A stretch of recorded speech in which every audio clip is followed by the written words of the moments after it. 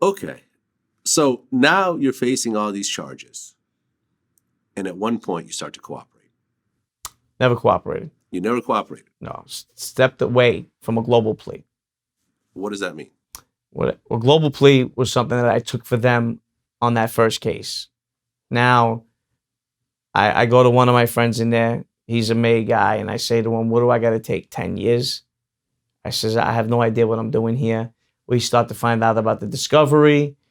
It was, 3 or more people either go to the grand jury or they testify under oath. And they all 3 got the same story about me.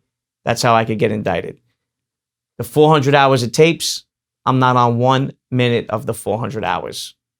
But there's a bunch of people on there talking about what it is that I do for the crime family. And this was before I got pinched in 2005. So it wasn't anything new. But they talked. He sells drugs. He doesn't kick up. He does favors for that. He collects Christmas money. That's what it was called. I collect the envelopes at Christmas. And I collected once while I was home. I got a phone call. They asked me to do him a favor. I went and did him a favor. They couldn't get paid. None of them. So I went and I got the money for him. I gave it to whoever I had to give to.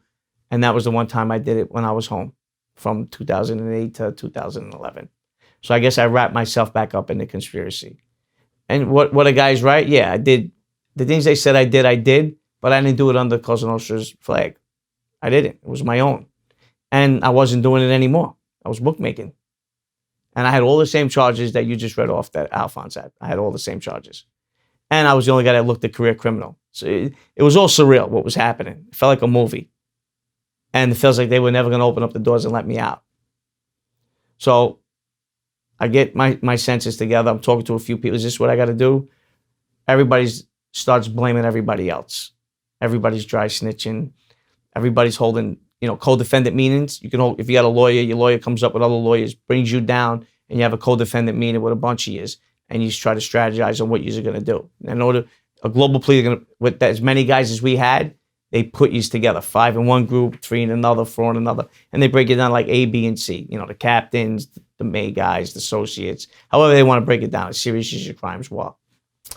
They thought I was involved in a lot more serious crimes than I was. They tried to get me on, hitting a guy, or, there was murders on the case, and they were going all over the place. Now I'm getting scared, because it's like, whoa. Not scared, like nervous scared, like they're getting the story wrong. They put me on a murder that had nothing to do with, thinking I was, if there was 4 guys on it, 3 guys, whatever, I was one of the guys that was there. Or, things are going crazy. Wind up guys went to trial on it. My name didn't get mentioned. They knew I had nothing to do with it, but I was getting blamed for this stuff. So, nervous, like, wow, they're going to get this wrong. They're going to get this wrong. Drug dealer, you want to give me that from 15 years ago, I'll take that. But don't start putting heinous crimes on me that I didn't do, that I would never be part of. And I says, you know what? I spoke to my lawyer. I says, I want to jump off the global plea. And Charlie Kenney's comes to me he's a big time lawyer with 2 other big shot lawyers. I don't talk, bad about the dead now because he passed away, but comes to me with 3 other high powered attorneys. If you were $1 million defense attorney, you are in this case, and he comes to me and says, listen, your lawyer's friendlier with an FBI agent and the FBI than some of us are. Kind of trying to hint to me that like my lawyer's a rat lawyer. And the guy was the furthest thing from it. He's like, we could give you recommendations for other lawyers. And I went to this guy and told him I wanted to jump off a global plea. And he says, I don't represent guys that do that. And left on his own. All right? That's how much of a stand-up lawyer this guy was. And these guys were cursing him in the co-defendant meeting behind his back. And I thought that was wrong. And then I'm watching guys talk about they heard the tapes. And they wanted to blame it all on 2 people. The 2 main people that were talking on the case. Let's put it all on them. They're the ones that are talking about the crimes that we've committed. Because the 5 guys that got serious time on the case never did a single thing with the cooperator. Wasn't even on tapes talking about crimes. Other people on tape talking about crimes. That's the difference between the feds and the state. All it's got to be is a conspiracy. 3 or 4 people come in, talk about the same thing in separate occasions, and you get indicted. So I wound up getting a court-appointed lawyer. Told him I wanted to jump off the global plea, bring it to the prosecution. I'll confess to my crimes and what I've done wrong, and I'll throw myself on the mercy of the court. Okay, and you admitted to the drug dealing. Drug dealing, bookmaking, shylocking, whatever I took, myself, and I did it. Okay. And how many years did you get for that? 60 months. I got 5 years. 5 years. Right. In the process, did they offer for you to cooperate against the other Gambinos that you knew and worked with?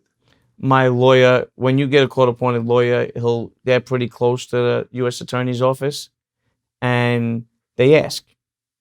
And listen, you can really help yourself out here. Now, they call something Queen for the Day, where you go in and you talk with the FBI. Yeah. I went in and I talked with the FBI. So I'm considered a rat, which to me, a guy who got paid, a guy who was informing on his friends, not a single person got taken off the street, not a single person got superseded, and there was never new charges against anybody that I ever did business with. Guys are still walking around that I did business with that never spent a day in jail because of me. But I wanted to go in and I wanted to talk because I wanted to straighten out what I did wrong. Right. And make sure. Now, like I said, the things that they were accusing me of, I needed to get out. And they needed to ask me under oath. Right. The Queen for a Day, that's a proffer agreement. Certain. Not everything's a proffer. Okay. That's You could go in, you could talk under oath. They could take notes about it. It's just, you take an oath and you're being recorded, or they're taking notes, or 302ing is giving information voluntarily, just going in and talking about other people and other people's crimes. I've never signed a proffer agreement. I don't know how it would be justified. I'm not trying to justify it. I know what I am. I know what I did. Okay. And I know nobody was hurt by it. Right. But generally, the Queen for a Day agreement means you come in and testify to everything you know, and you can't get charged for anything you implicate yourself That's immunity. In. That's not Queen for a Day. That's not Queen for a Day? No, that's when they give you immunity and you come in and you testify against all the crimes you know of others and yourself. Okay. Well, I guess I'm a little confused. Yeah. That's I've always Queen for a Day, they call it, is sitting down with the feds. Any way that you sit down with the feds, even if it's not being recorded, if you're driving around with them, if they pick you up in your neighborhood and you're talking to them, you're playing Queen for the Day. Yeah. I mean, according to Wikipedia, a proffer letter, a proffer agreement, aka Queen for a Day, a letter which is written agreement between a prosecutor and defendant or prospective witness that allows the defendant or witness to give the prosecutor information about an alleged crime while limiting the prosecutor's ability to use that information against him or her. Yes, that's what they have it on Wikipedia. Absolutely. But okay. Queen for a Day means so many other things, not just that. Got it. So you did work with the feds. I did. I sat down with them. You sat down with the feds. Yeah, I did. And in the process, what exactly did you tell them? All the crimes that I committed and the crimes that I knew of, but not about other people. Okay. Meaning like they blamed me for certain things that I was on. And I said, no, I wasn't on that. And then if they want to charge a guy with drugs and the guy doesn't have anything to do with drugs, they're not going to ask you a question. You don't volunteer anything. They ask you. Mm-hmm. And you just answer the questions honestly. And if you don't want to answer the question, you plead the fifth.